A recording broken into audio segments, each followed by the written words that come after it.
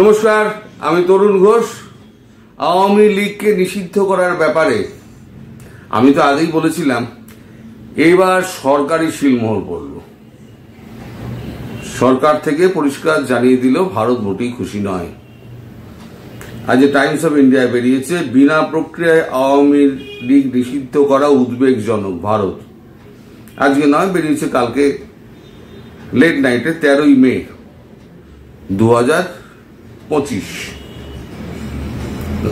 সেখানে লেখা হচ্ছে, তাড়াহুড়ো করে সংশোধিত সন্ত্রাস বিরোধী আইনের আওতায় ক্ষমতাচ্যুত প্রধানমন্ত্রী শেখ হাসিনার নেতৃত্বাধীন আওয়ামী লীগ আনুষ্ঠানিকভাবে ভেঙে দেওয়ার পর বাংলাদেশের রাজনৈতিক উন্নয়নে ভারত মঙ্গলবার গভীর উদ্বেগ প্রকাশ করেছে। বিদেশ মন্ত্রকের মুখপাত্র রণদীপ জয়সওয়াল বলেন, বিনা প্রক্রিয়ায় আওয়ামী লীগের উপর নিষেধাজ্ঞা আরোপ উদ্বেগজনক। একটি গণতন্ত্র হিসেবে ভারত স্বাভাবিকভাবেই গণতান্ত্রিক স্বাধীনতা খর্ব এবং রাজনৈতিক স্থান সংকুচিত হওয়ায় উদ্বিগ্ন। আমরা বাংলাদেশে অবাধ, সুষ্ঠু এবং অন্তর্ভুক্তিমূলক নির্বাচনের দ্রুত আয়োজনের প্রতি জোরালো সমর্থন জানাই। 7ই মে পাকিস্তান সমর্থিত সন্ত্রাসী অবকাঠামোর বিরুদ্ধে ভারতের সন্ত্রাস বিরোধী অভিযান, সামরিক অভিযান অপারেশন সিন্দুর সফলভাবে পরিচালনার পর এমইএ এই প্রথম মন্তব্য এসছে নিয়ে। সোমবার বাংলাদেশের স্বরাষ্ট্র উপদেষ্টা লেফটেন্যান্ট জেনারেল অবসরপ্রাপ্ত জাহাঙ্গীর আলম এক সংবাদ সম্মেলনে ঘোষণা করেন যে, সংশোধিত সন্ত্রাস বিরোধী আইন 2025-এর অধীনে আওয়ামী লীগ এবং সহযোগী দলগুলিকে আনুষ্ঠানিকভাবে নিষিদ্ধ করার জন্য একটি গেজেটে বিজ্ঞপ্তি প্রকাশ করা হয়েছে। বাংলাদেশের স্বরাষ্ট্র মন্ত্রণালয়ের এক উচ্চতন কর্মকর্তা ব্যাখ্যা করেছেন যে, আন্তর্জাতিক অপরাধ ট্রাইব্যুনাল অব বাংলাদেশ আওয়ামী লীগ নেতা কর্মীদের বিচার সম্পন্ন না করা পর্যন্ত এই নিষেধাজ্ঞা বহাল থাকবে।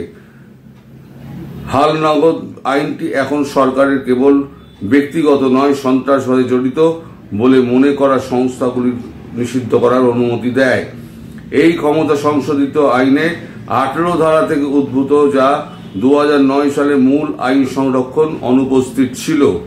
প্রাক্তন ক্ষমতাসীন দলের ওপরে আরও একটি আঘাত হিসেবে বাংলাদেশের নির্বাচন কমিশন আওয়ামী লীগের নিবন্ধন বাতিলের ঘোষণা দেয়, যার ফলে ভবিষ্যতে নির্বাচন প্রতিদ্বন্দ্বিতা করার এটি অযোগ্য বলে ঘোষণা করা হয়।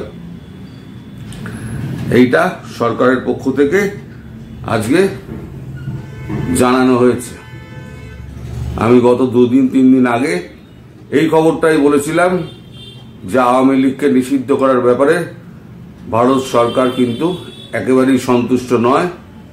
কিন্তু সাম্প্রতিক যা পরিস্থিতি, তাতে বাংলাদেশের দিকে নজর দিতে পারছে না, যার জন্য এ নিয়ে কোনো কথা বলেনি। পাকিস্তান একটু শান্ত হয়েছে, মানে পাকিস্তানের দিকটা একটুখানি ঠান্ডা হয়েছে, তাই এখন বাংলাদেশ নিয়ে এইবার নাড়াচাড়া শুরু হয়েছে। আমি বলছিলাম না কদিন আগে যে, বাংলাদেশ নিয়ে একটা আলোচনা অলিতে গলিতে চলছে, কি আমি জানতে পারছি না।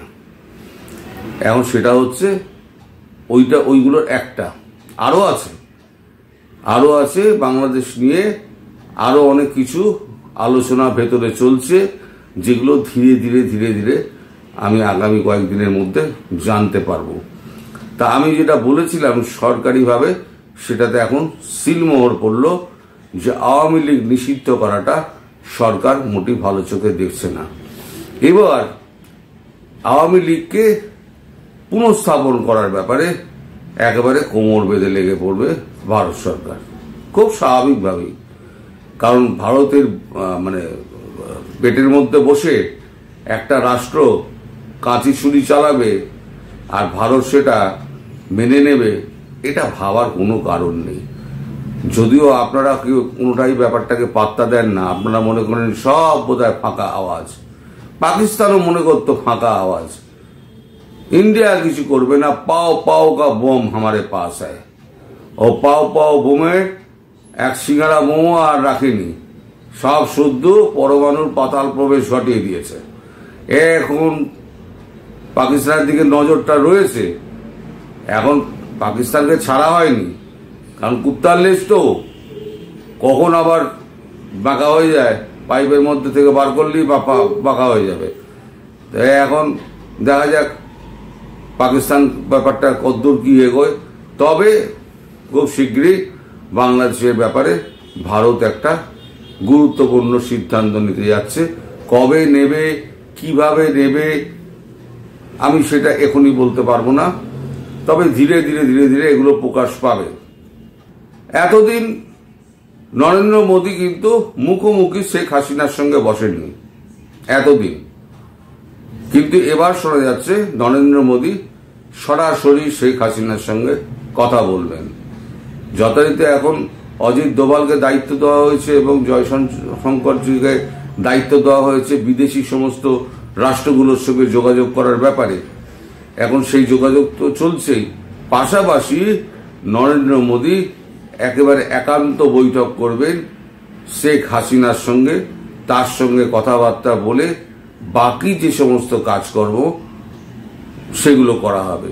কারণ ভারত মনে করে এখনো তিনি বাংলাদেশের নির্বাচিত প্রধানমন্ত্রী, ফলে নির্বাচিত প্রধানমন্ত্রীর সঙ্গে আলোচনা ছাড়া বাংলাদেশের ব্যাপারে ভারত কোন রকম বড় পদক্ষেপ নিতে চাইছে না। বাংলাদেশের প্রধানমন্ত্রীর সঙ্গে কথা বলে বাংলাদেশের প্রধানমন্ত্রী যদি ভারতের সমস্ত পদক্ষেপের ব্যাপারে গ্রিন সিগন্যাল দেন, তাহলে পরে বাংলাদেশের কিন্তু অবস্থা খারাপ, এইটুকু আমি বলে দিতে পারি। তার আগে একটা খবর পাচ্ছি যে হিন্দুদের তীর্থ ভিসা দিয়ে এবং যারা অসুস্থ মানুষ, সে হিন্দু হোক মুসলমান হোক যারা, তাদেরকে সুচিকিৎসার জন্য একটা ভিসা দিয়ে দেওয়ার একটা ব্যবস্থা চালু করার এখন চেষ্টা করা হচ্ছে।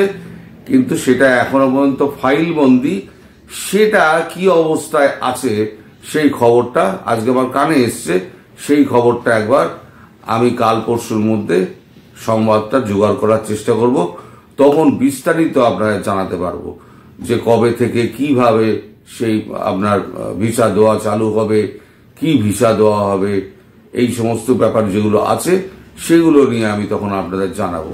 আপাতত যেটা আমি জানিয়ে দিই আপনাদের, যে আপনাদের এই সরকার, অবৈধ সরকার আওয়ামী লীগকে নিষিদ্ধ করেছে, সেটাতে ভারত যে অসন্তুষ্ট সে খবর তো আমি আগেই বলেছিলাম।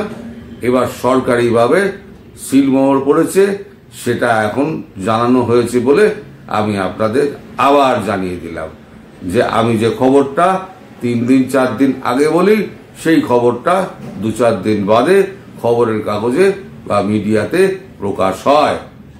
সুতরাং আপনারা যতই আমায় ট্যাগ বাড়ার চেষ্টা করুন, কোনো লাভ নেই। আমার খবরকে কেউ নস্যাৎ করতে পারবে না, কারণ আমার খবর হয় 100% সঠিক। দেরিতে হয় কিন্তু 100% সঠিক। আমি বলেছিলাম পাকিস্তানের কোমর ভেঙে দেওয়া হবে, সবাই বলেছিল আপনি বাজে কথা বলছেন, আপনি ভীতির সঞ্চার করছেন, আপনি অপপ্রচার করছেন, আপনি মিথ্যেবাদী, আপনি গুজববাজ। এখন দেখুন পাকিস্তানের কি অবস্থা। বাংলাদেশের ব্যাপারেও যখন বলি তখনও সব মুমিনরা সব আমার নামে রিপোর্ট করতে থাকে। আমার নামে রিপোর্ট করতে করতে করতে করতে আমার চ্যানেলের ভিউজ কমিয়ে দেওয়ার চেষ্টা করা হচ্ছে। এখন ইউটিউবের তো দোষ নেই, ইউটিউব দেখছে যে একটা মানুষের নামে, একটা চ্যানেলের নামে যদি এত রিপোর্ট আসতে থাকে তাহলে নিশ্চয়ই সেটা খারাপ। এইভাবে আওয়ামী লীগ থেকে আমাকে বিচ্ছিন্ন করার চেষ্টা করা হচ্ছে, কিন্তু পারবেন না।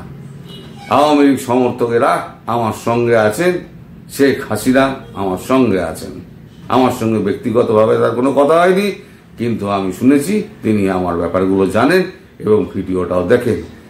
এবং আজকের ভিডিওটা আমি স্পেশালি তার কাছে পাঠাবো এইটা করার পর। এবং তাই সেই জন্য আমি আপনাদের কাছে আবার একবার অনুরোধ করছি, আপনারা আমাকে যে সাপোর্ট করেছেন সেই সাপোর্টের জন্য কিন্তু আমার ভিউজ কিন্তু বেড়েছিল, কিন্তু একদিন আপনারা সবাই শেয়ার করলেন আর কমেন্ট করলেন আর লাইক করলেন, তারপরের দিন থেকে হুড়ুড় করে একেবারে অ্যালগরিদম ধরে ফেলবে, তার কোনো মানে নেই। আপনাদের এটা দিন 15 করে যেতে হবে, যাতে এই জামাতিরা যারা আপনাদের থেকে আমাকে বিচ্ছিন্ন করার চেষ্টা করছে তাদের সেই অপপ্রয়াস যাতে ব্যর্থ হয়। এটাকে আপনারা এখন কিভাবে আমার ব্যাপারটা নিবেদনটা কিভাবে আপনারা বিচার করবেন আমি আপনাদের উপরে দিলাম। তবে আজকের এই ভিডিওটা আমি বিশেষ করে প্রধানমন্ত্রী শেখ হাসিনার কাছে জায়গা মতো আমি পাঠিয়ে দেবো, কোনো মাধ্যম মারফত পাঠিয়ে দেবো। সবাই ভালো থাকবেন, সুস্থ থাকবেন এবং সাবধানে থাকবেন। আর মনের জোর রাখবেন, আওয়ামী লীগ ব্যান হবে না। যদি আওয়ামী লীগকে ব্যান করতে যায় তাহলে সরকার প্রধান ব্যান হয়ে যাবে, খাল্লাস করে দেবে একদম। মোদির সামনে এখন যে পড়বে সে একদম কচু কাটা হয়ে যাবে। সুতরাং আপনারা নিশ্চিন্তে থাকুন, ভালো থাকবেন, সুস্থ থাকবেন, সাবধানে থাকবেন। নমস্কার।